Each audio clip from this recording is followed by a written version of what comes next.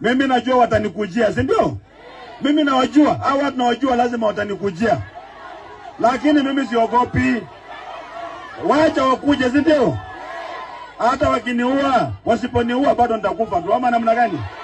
Lakini ukweli lazima ufanye nini? Ukweli lazima usemwe, na ukweli utasemwa na utarudia tena nione watanifanya nini, ama namna gani? Let them listen to me and change.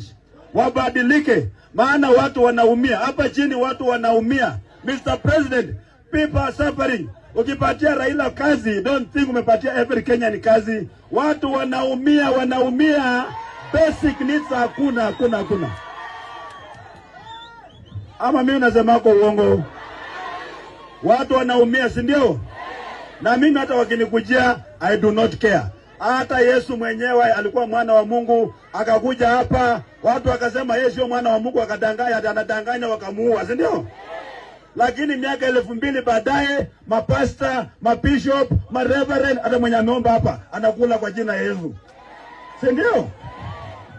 Hata yangu wakinifinya, watu yangu, ile mbegu napanda kwa roho zenu ya kuwakumbusha kwamba mko na jukumu ya kupigania haki yenu, kupigania haki ya watoto wetu na wajukuu wenu. Hiyo mbegu isikuje kakufa. Tumeona watu wetu, mambo ya watu hapa kuja kutudanganya na ukora, tumekataa. Katika historia ya Kenya kumekuwa na watu kama 6 hivi.